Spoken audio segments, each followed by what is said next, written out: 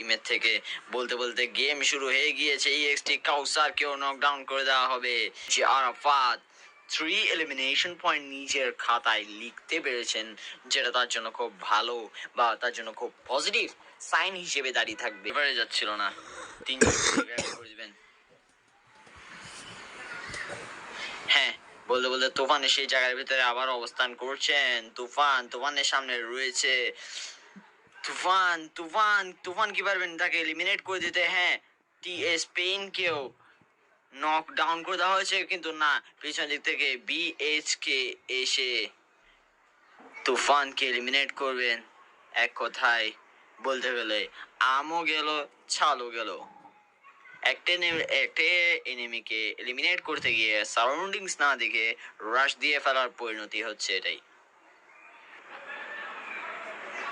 BHK শুরু থেকে ভালো একটা গেম প্লে দর্শকদের জন্য উপহার দিয়ে আসছেন।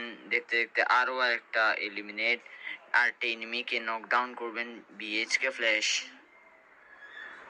আর জারাফাত নিচে নামবেন, আর জারাফাত BHK রবিন ভেতরে নকডাউন হয়ে BHK রবিন নকডাউন করবেন। EXT ইয়াসিন আর একটা প্লেয়ারকে নকডাউন করবেন। EXT ইয়াসিন BHK ফ্ল্যাশকে নকডাউন করবেন এবং BHK ডিস্ট্রি BHK রবিন SS সাইফুল ও RB ইয়াসিনকে নকডাউন ফিনিশ করতে দিন। BHK রবিনকে নকডাউন করে দেওয়া হবে RB সিগমার মাধ্যমে।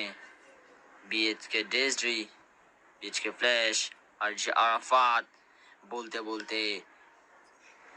বলতে তার সামনে আবারও প্লেয়ার দেখা পড়ছে, তবে BHK ডেসট্রিকে এবারে নকডাউন করা হবে। BHK ফ্ল্যাশ যদিও বা সেখানে ভিতরে ঢুকতে পেরেছে, কিন্তু ততক্ষণে বহুত দেরি হয়ে গিয়েছে। গ্রেনেড চার্জ করা হবে, দুটো গ্রেনেড বানানো হবে, তার জন্য বেঁচে থাকা তো খুবই টাফ হয়ে পড়বে, কিন্তু সে কি ড্যামেজ খায়নি।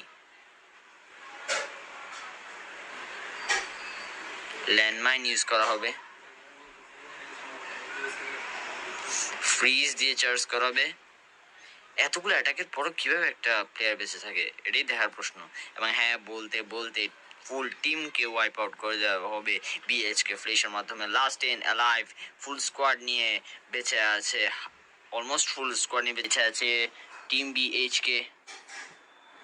টাওয়ারের সামনে দিয়ে যাচ্ছেন, খুব ইজিলি স্পট করে ফেলবেন HRDর প্লেয়ারগণ। হ্যাঁ, বলতে বলতে নাফিমকে তুফানকে স্পট করে দেওয়া হবে এবং BHK ফ্ল্যাশ সেখানে নকডাউন হয়ে পড়ে যাবেন।